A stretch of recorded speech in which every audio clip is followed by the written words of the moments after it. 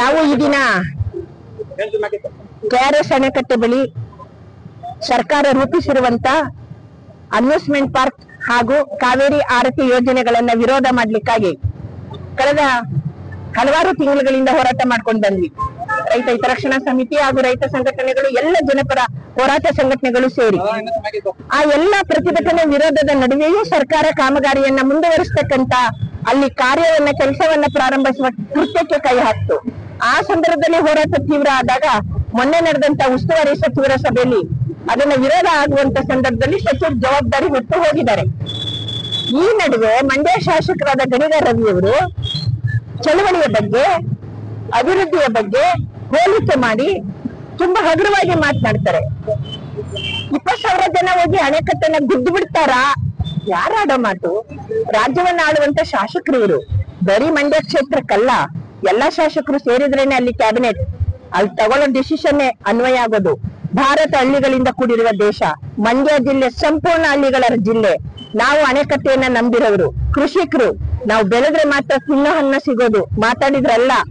ಚಳುವಳಿಗಳ ಬಗ್ಗೆ ಈ ರೀತಿ ಅವಹೇಳನಕಾರಿಯಾಗಿ ಮಾತಾಡಿರುವ ಕೃತ್ಯವನ್ನ ಖಂಡಿಸ್ತೀವಿ. ಶಾಸಕರು ಇನ್ನು ಮುಂದೆ ಈ ರೀತಿ ಮಾತಾಡಬಾರ್ದು, ಜವಾಬ್ದಾರಿ ಹೊತ್ತು ನಡ್ಕೋಬೇಕು. ಅಭಿವೃದ್ಧಿ ಅಂದ್ರೆ ಕಟ್ಟಡ, ರಸ್ತೆ, ಚರಂಡಿ ಅದಲ್ಲ.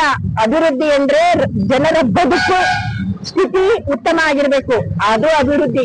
ಎಲ್ಲದಕ್ಕೂ ಭಿಕ್ಷೆ ಬೇಡಿ ಕೈ ಒಡ್ಡಿ ಬದುಕೋದಲ್ಲ ಅಭಿವೃದ್ಧಿ. ಹಾಗಾಗಿ ರವಿ ಶಾಸಕರ ಹೇಳಿಕೆಯನ್ನ ನಾವು ಖಂಡಿಸಿ ನಾವಿವತ್ತು ಮಂಡ್ಯದಲ್ಲಿ ಚಳವಳಿ ಹೊರಡುವ ಸಮಯದಲ್ಲಿ ಪ್ರತಿಭಟನೆಯನ್ನ ಮಾಡಿದ್ದೇವೆ. ಇದು ಅವರಿಗೆ ಎಚ್ಚರಿಕೆ. ಕರಪತ್ರದಲ್ಲಿ ನಾವು ಈ ದಿನ ಅಮ್ಯೂಸ್ಮೆಂಟ್ ಪಾರ್ಕ್ ಮತ್ತೆ ಆರ್ತಿ ಯೋಜನೆಯನ್ನ ಕೈ ಬಿಡುವಂತಹ ವಿಷಯ ಕುರಿತು ಸಮಗ್ರವಾಗಿ ಜನತೆಗೆ ಮಾಹಿತಿಯನ್ನ ತಿಳಿಸುವ ಸಲುವಾಗಿ ನಾವು ಕರಪತ್ರವನ್ನ ಇವತ್ತು ಬಿಡುಗಡೆ ಮಾಡಿದ್ದೇವೆ. ಇದನ್ನ ಸಾರ್ವಜನಿಕವಾಗಿ ಮತ್ತೆ ಎಲ್ಲ ಕಡೆ ನಾವು ಅದನ್ನ ಹಂಚಿ ಜನತೆಗೆ ಮಾಹಿತಿಯನ್ನ ನೀಡುವ ಉದ್ದೇಶಕ್ಕಾಗಿ ನಾವು ಇವತ್ತು ಈ ಕಾರ್ಯಕ್ರಮವನ್ನು ಮಾಡಿದ್ದೇವೆ. ಕೆಆರ್ಎಸ್ ಬಳಿ ಇವತ್ತು ಬಹಿರಂಗ ಪ್ರತಿಭಟನೆ ಸಭೆಯನ್ನ ಆಯೋಜನೆ ಮಾಡಿದ್ದೇವೆ. ಇದಕ್ಕೆ ಜಿಲ್ಲೆಯ ಎಲ್ಲ ರೈತ ಸಂಘಟನೆಗಳು ಒಗ್ಗೂಡಿದ್ದೇವೆ, ಕನ್ನಡ ಪರ ಸಂಘಟನೆಗಳು ಒಗ್ಗೂಡಿದ್ದೇವೆ.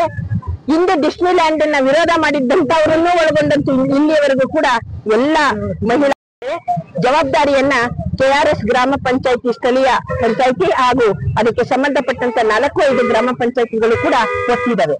ಇವತ್ತಲ್ಲಿ ಬಹಿರಂಗ ಸಭೆ, ಪ್ರತಿಭಟನಾ ಸಭೆ.